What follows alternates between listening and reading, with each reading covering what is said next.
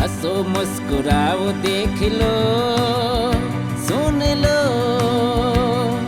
नव रंग की कहानियाँ कहानियाँ कहानियाँ कहानियाँ। आइए सुनते हैं गोल्डन स्टोरी। सर्वश्रेष्ठ मनोरंजक कहानियाँ अकबर और बीरबल की भेंट पार्ट 2। महेश दास भट्ट प्रातः बादशाह अकबर द्वारा दी गई सोने की अंगूठी को उलट पलट कर देखा करता था। वो अंगूठी अत्यंत मूल्यवान थी। उसे अच्छी तरह से याद था कि बादशाह अकबर ने दरबान को अंगूठी की निशानी दिखाकर कभी मिलने के लिए कहा था। महेश दास भट्ट पहले भी कभी राजधानी नहीं गया था और न ही वह किसी को वहां जानता था, परंतु एक दिन महेश दास भट्ट ने निश्चय कर लिया कि वह एक दिन बादशाह अकबर से मिलने जरूर जाएगा। फिर उसने शहर जाने के लिए अपना सामान बांधा और राजधानी आगरा के लिए रवाना हो गया। जब महेश दास भट्ट महल के गेट पर पहुंचा तो एक दरबान ने दरबार में आने के लिए उसे रोक लिया। तब महेश ने उसे बादशाह अकबर की अंगूठी दिखाकर कहा, बादशाह ने कुछ दिनों पहले मुझे यह अंगूठी दी थी और कहा था कि तुम्हें जब भी फुर्सत मिले तो मुझसे मिलने जरूर आना। अंगूठी देखते ही लालची दरबान का लालच जाग गया। उसने महेश दास भट्ट से कहा, सुनो भाई, मैं तुम्हें एक ही शर्त पे जाने दूंगा। ठीक है भाई, अपनी शर्त बताओ, महेश बोला।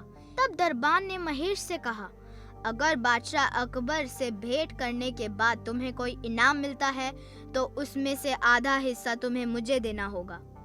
दरबान की यह बात सुनकर महेश दास भट्ट हैरान रह गया, लेकिन उसने लालची दरबान की शर्त मान ली।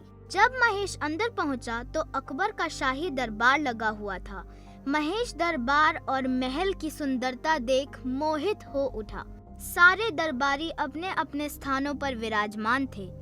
दरबार की शोभा निराली थी। तुम यहाँ क्या कर रहे हो नौजवान? बादशाह अकबर ने पूछा। जहांपना, मैं महेश दास भट्ट हूँ।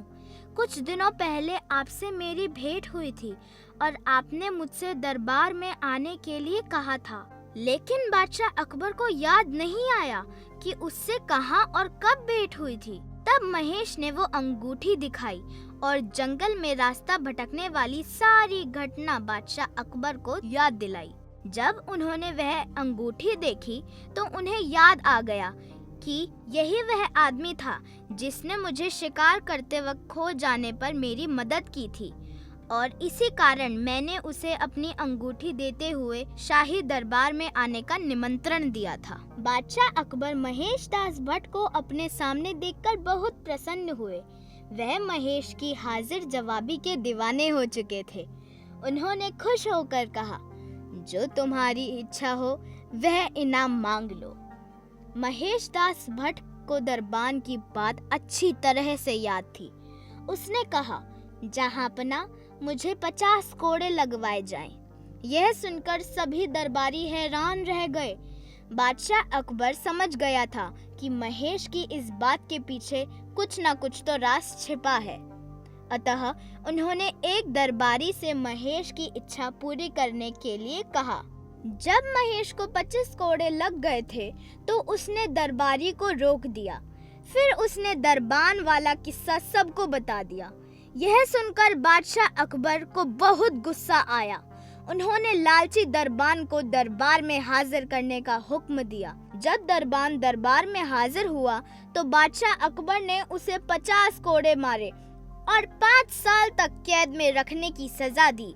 बादशाह अकबर ने महेश दास भट्ट की समझदारी तथा हाजिर जवाबी से खुश होकर उसे अपना दीवान बना दिया और उसे बीरबल के नाम से पुकारने लगे। दरबान को अपने लालच का फल मिल गया और महेश दास भट्ट बीरबल के नाम से प्रसिद्ध हो गए।